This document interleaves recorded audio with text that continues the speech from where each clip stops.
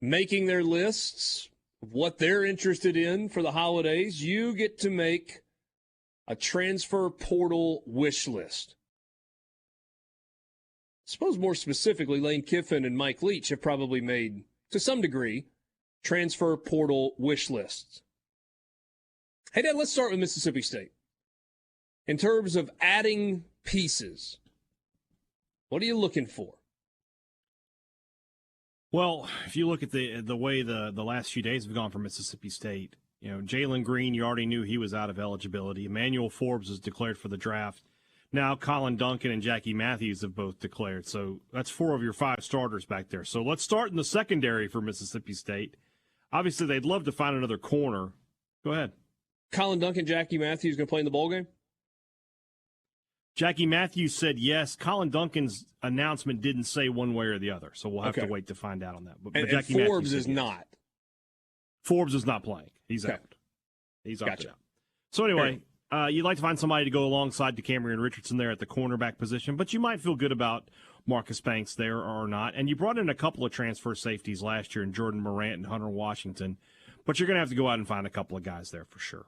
Also, defensively, I think they'd like to find a pass rusher. That's Tyrus Wheat, we talked about him. He's a linebacker, but State has not had a guy like since Montez Sweat that you could just put your hand on the ground and go get the quarterback. So they need a guy like that. I'm not saying there's a Montez Sweat kind of guy out there, but whoever the best approximation of him is, that's what you want to get.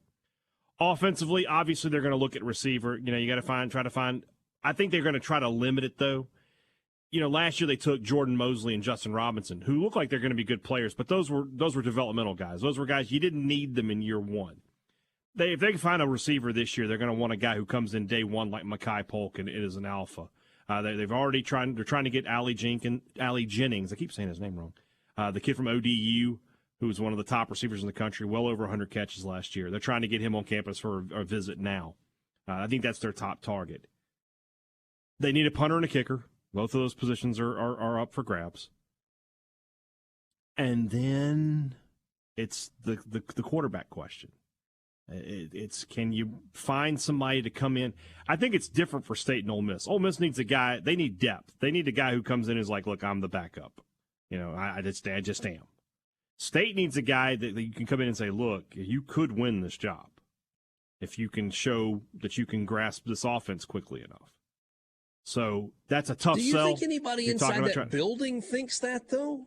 Or is that just what you want them to think? They have to think that. If they're not, then they're living in dreamland. I mean, watch the film. Rogers is just limited. I don't doubt his heart. I don't doubt his character for 1 second. The kid raised $34,000 for Make-A-Wish through his touchdown passes, and then found matching donations of over $40,000, $75,000 to Make-A-Wish thanks to Will Rogers. That's awesome, and it's a great story. But watch him play. I mean, he's limited in mobility, and he's limited in his arm strength, and that limits what you want to do offensively. So, I mean, it goes back to what I said yesterday. When you're in recruiting, you're always thinking, we got to get better at every position. That's what recruiting is about. Why is it different for the quarterback position in this one instance? Doesn't make any sense. If Mississippi State, they should try to go out and find somebody to compete with Will Rogers.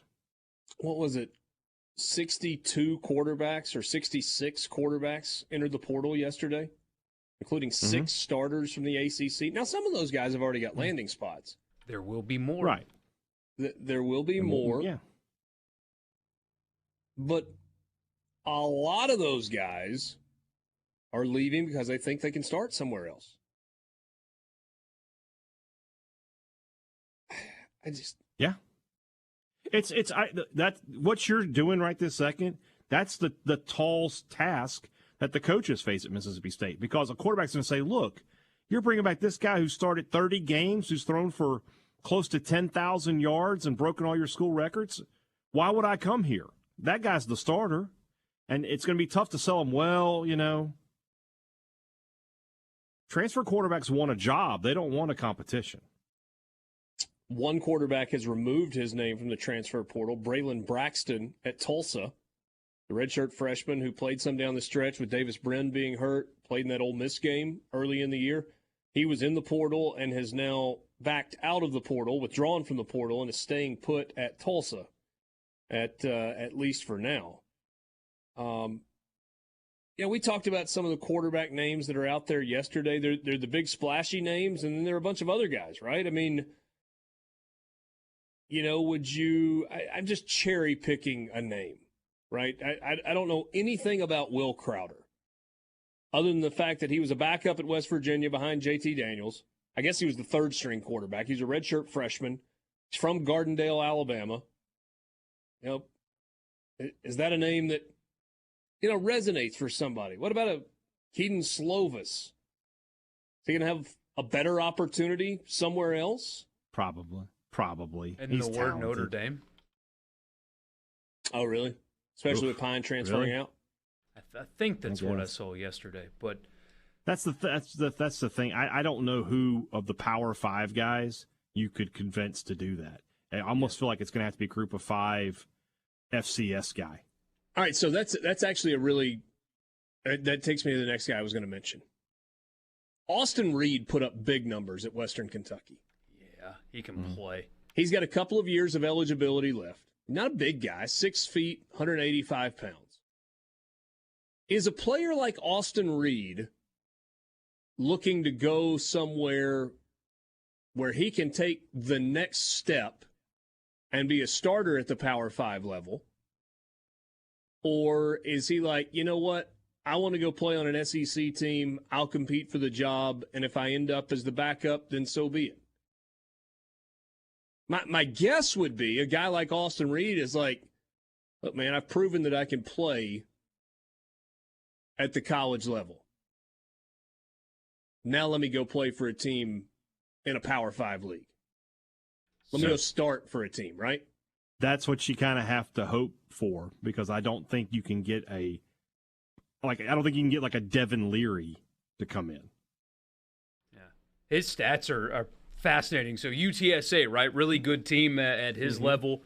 Completed 71% of his passes for 373 and a couple touchdowns. Against Troy in a loss, completed 70% of his passes for 406 and 3 touchdowns. Played at Indiana, lost in overtime, completed 77% of his passes for 329 and a couple of touchdowns. And his completion percentage wasn't great, but he flashed a lot on the Plains when they played Auburn this year as well. The kid is good. So he's well-traveled also.